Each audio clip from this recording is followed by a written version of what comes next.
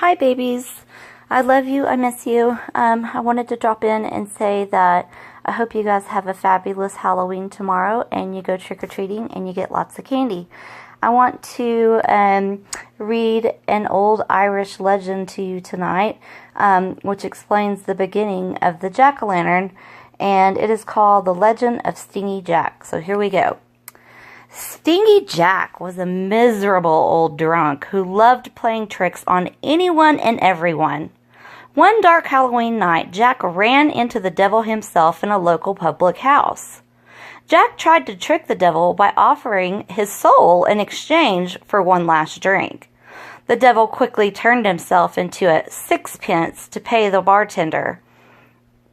But Jack immediately snatched the coin and deposited it in his pocket, next to a silver cross that he was carrying.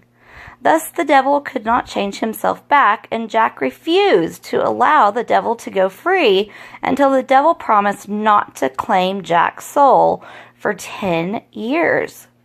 The devil agreed, and 10 years later, Jack again came across the devil while out walking on a country road. The devil tried collecting what he was due, but Jack, thinking quickly, said, "I'll go. But before I do, will you get me an apple from that tree?" The devil, thinking he had nothing to lose, jumped up into the tree to retrieve an apple. As soon as he did, Jack placed crosses all around the trunk of the tree, thus trapping the devil once more. This time, Jack made the devil promise that he would not take his soul when he finally died. Seeing no way around his predicament, the devil grudgingly agreed. When Stingy Jack eventually passed away several years later, he went to the gates of heaven, but he was refused entrance because of his life of drinking and because he had been so tight-fisted and deceitful. So Jack then went down to hell to see the devil and find out whether it were possible to gain entrance into the depths of hell. But the devil kept the promise that he had made to Jack years earlier, and he would not let him enter. "But where can I go?" asked Jack. "Back to where you came from," replied the devil.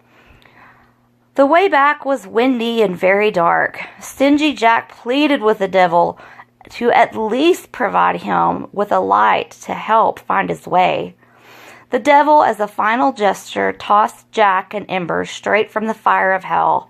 Jack placed the ember in a hollowed-out turnip, one of Jack's favorite foods, which he always carried around with him whenever he could steal one. From that day forward, Stingy Jack has been doomed to roam the earth without a resting place, and with only his lit turnip to light the darkness. The end. So I wanted to share that story with you too because it's pretty cool that the origin of the jack-o'-lantern comes from our heritage. So, you know, your dad's family and my family are both very Irish. So our ancestors probably, they probably carved turnips and gourds and things like that and put them out on All Hallows Eve, which is Halloween. That's where Halloween gets its name. Hallows Day is November 1st. The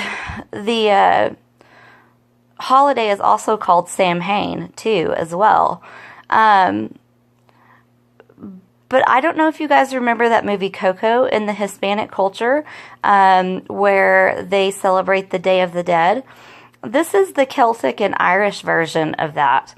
So it is a celebration transitioning from summer to fall, and it is a celebration for the harvest. But on All Hallows Eve, it is said, and there's a turnip right there that looks pretty scary.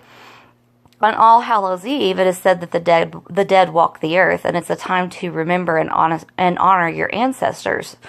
There's another turnip. However, there are also bad spirits that walk the earth on All Hallows Eve.